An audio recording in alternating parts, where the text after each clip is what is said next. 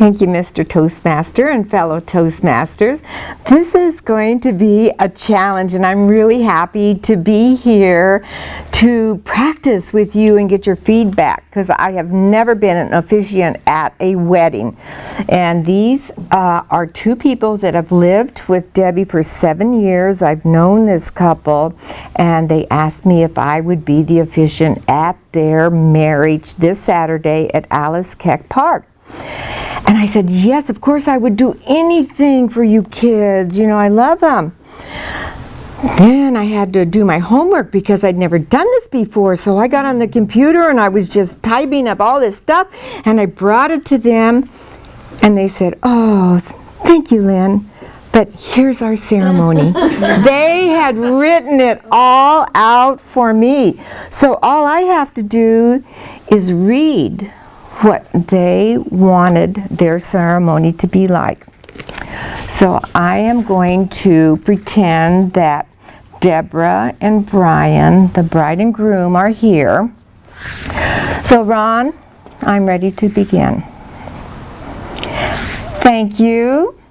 My name is Lynn Cedarquist, and I am honored to be the officiant to marry Brian and Deborah today.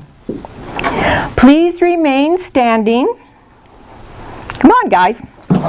Remain standing and take a moment to greet those around you, wishing peace upon them. Peace.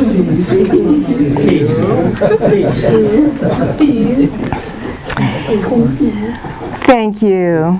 And now you may be seated.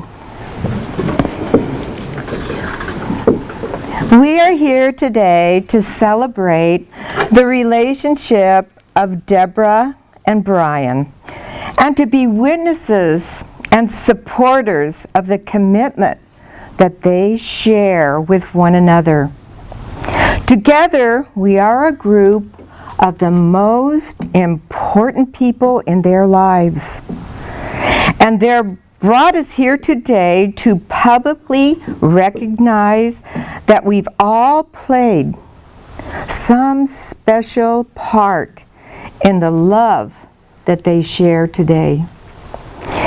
This is the day that groom and bride marry the person they love the most in the world, the one they will laugh with, live with, and love for the rest of their lives. So, it is fitting that you are here, the ones that are closest to them. Your presence at this wedding reminds Deborah and Brian how lucky they are to share this important day in their lives with people who are the most important to them. It means so much to them that family and friends from all over the country have come to their wedding. Deborah and Brian wanted me to thank you all for being here and to recognize how important each and every one of you are to their relationship. They would also like to recognize all those who couldn't make it here today, as they are certainly missed but not forgotten on this day of celebration. Deborah and Brian would like to acknowledge their parents, who are an essential part of who they are today. They thank you for the lifetime of support and for teaching love and respect. Marriage gives permanence and structure to a couple's love. Marriage is telling the person you love that you're not going anywhere. And that's a powerful commitment for two people to make to one another. A good marriage must be built on a foundation of this commitment. In marriage, The little things are the big things. It is never being too old to hold hands and to say, I love you, at least once a day. It is standing together and facing the world. It is speaking words of appreciation and demonstrating gratitude in thoughtful ways. It is having the capacity to forgive and forget. It is giving each other an atmosphere in which each can grow. It is a common search for the good and the beautiful.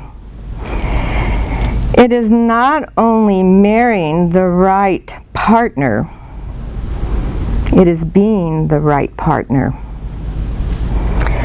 Matrimony is perhaps the greatest and most challenging adventure of human relationships.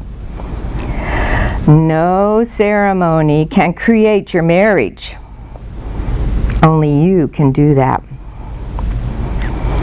Through love and patience, through dedication and perseverance, through talking and listening, helping and supporting and believing in each other.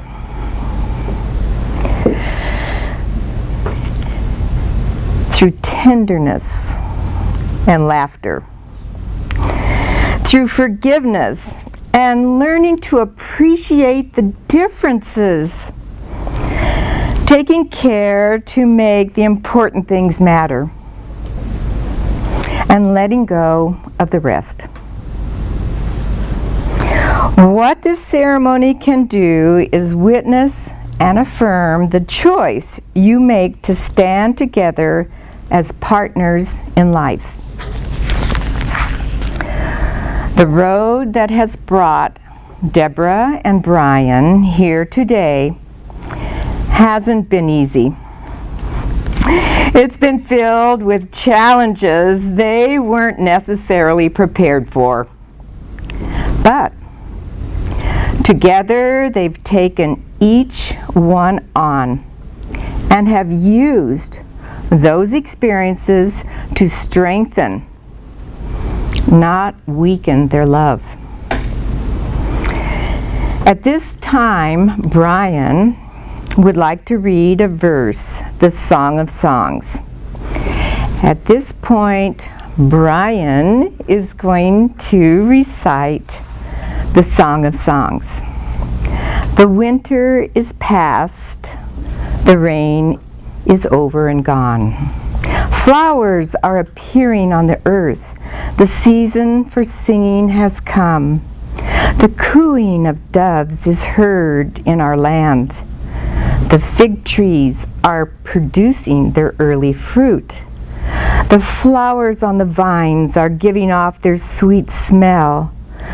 Come with me, my beloved. And now the reading of the vows. Both Brian and Deborah have written their personal vows to each other. And at this time, the microphone will go to them. Deborah will be reading her vows to Brian, and then Brian will be reciting his vows to Deborah. Neither one of them know what the other is going to say. I've told her, wear waterproof mascara. Deborah and Brian, the vows that you are about to make are a way to share your love and commitment to each other in your own words. These vows are the way of openly declaring your promise to one another as well to all of us in attendance today. And this is when the vows are read. And I step back. Next comes the exchanging of the rings. And Debbie has a little puppy dog, Shih Tzu, that that we have made a little pillow on her back, and she's at the end of the park. And so I'm going to say, and now the exchanging of the rings, and the ring bearer is Miss Lily, who will walk down this verdant path to the bride and groom. They loved this puppy dog for 7 years. They've just held her and kissed her and loved her. So she's like their child. So this will take some time for the puppy dog to come up. And I know there's going to be tears, and the rings will come off, and they'll each hold the other's ring. Deborah and Brian will now exchange the rings to symbolize their commitment. Rings are a symbol of the never-ending circle of love. Love has no beginning and no end. No giver and no receiver. For each is a giver and a receiver. May they always remind you of your vows of fidelity and undying devotion. And then I say, Brian, please take Deborah's hand and repeat these words. I give you this ring as a symbol of love. And he says that to Deborah. And the ring goes on. And now I say, Deborah, please take Brian's hand and repeat after me. I give you this ring as a symbol of our love. And Deborah puts the ring on Brian's hand. The I do's. Deborah and Brian, you have professed your love by exchanging your vows. You have symbolized your commitment by exchanging rings. With all of this, there is just one more question I need to ask of you. Deborah, do you take Brian to be your husband? To live together in marriage? Do you promise to love him, comfort him, honor and keep him in sickness and in health? And be faithful to him as long as you both shall live? I do. Now, Brian, do you take Deborah to be your wife, to live together in marriage? Do you promise to love her, comfort her, honor and keep her in sickness and in health, and be faithful to her as long as you both shall live? I do. Deborah and Brian, having witnessed you declare your vows and exchange rings, your family and friends are excited to congratulate you and give you their good wishes. I speak on their behalf as I convey 7 blessings to you on your wedding day. May your life together be blessed with health, love, and laughter. May you always share open and honest communication between each other. May you respect each other's individuality and give each other room to grow and fulfill your dreams. May you both enjoy and cherish the home and the family you will create. May you find ways to experience new adventures with each other and throughout your lives. Travel, new ideas, and shared interests. May you always be best friends, better together than either of you apart. May you give each other the gift of tenderness, joy, harmony, fidelity, and enduring love. You may now kiss the bride. Smack! After the pronouncement, Brian will take part in a long-standing tradition, the breaking of the glass. It is a joyful end to the ceremony, which some say represents a breaking with the past and a headlong stride into the future, or the shattering of two single lives and their transformation into a couple. As Brian breaks the glass, this is the wish we have for both of you. May your love sustain you and keep you together for as long as it takes the pieces of the glass to come back together. In other words, we know your marriage vows are as permanent and final as the breaking of this glass will be unchangeable. So Brian puts the glass down that's wrapped in a cloth. Mazel tov. By the power invested in me, not invested, but vested in me, I now pronounce you married. And that is the end of the ceremony.